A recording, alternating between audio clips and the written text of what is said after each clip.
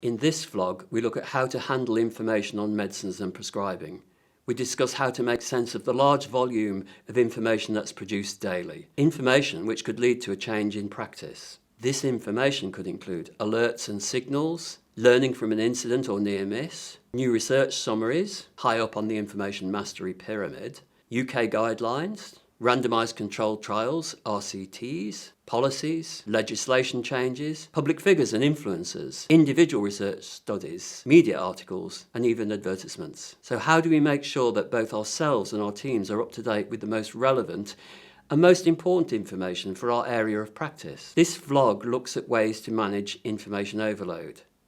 I also look at how we can guide and support patients who face the same challenges to make sense of the constant stream of information which may be variable in quality and relevance and includes misinformation. I conclude by outlining some ways we can help patients to become experts in their own care and work with us as equals. That is, those patients who are able to and have capacity to, and those who want to become their own experts. After all, only the patient knows how they feel, what works for them and what doesn't. So the aim is to help us both be able to sing from the same hymn sheet, and for us to be aware and understand when patients aren't doing this and why. Then we can help the patient make a plan and respect their decision. Most of the information in this short vlog is based on an article called Information Mastery, Decision Making and Dealing with Information Overload.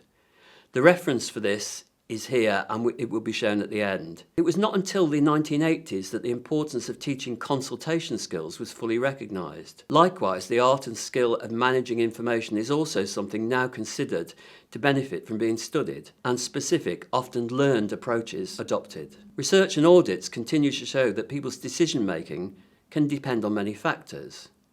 Only one of these factors is the available evidence. Here is a really good article that can help. The article gives a specific example of the decision-making process, demonstrating how competence and familiarity with the situation, or over-familiarity with the situation, can adversely affect decisions. It's recommended reading for CPD. Top tips on information mastery from the paper by Hutchinson et al. Firstly, there's what they call hot syncing.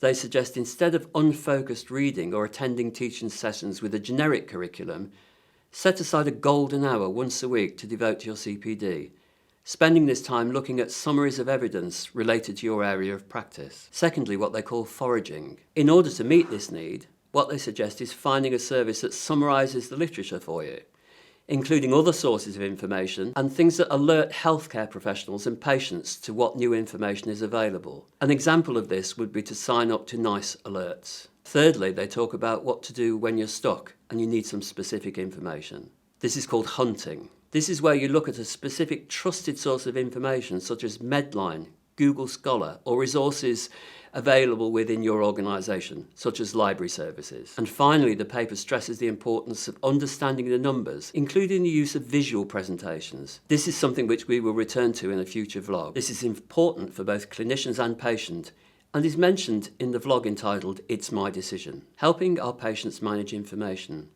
Of course, it's just as important for patients to be able to access trusted and reliable information as it is for us. This is essential for shared decision-making, or patient-led decision-making, as I prefer to call it. Many patients with long-term conditions are the experts in their care and treatments, particularly because many people have multiple long-term illnesses, specific social circumstances, health beliefs and ethnic backgrounds. It's for this reason that I've set up a link to reliable information on medicines for everyone and promote the use of BNF by patients.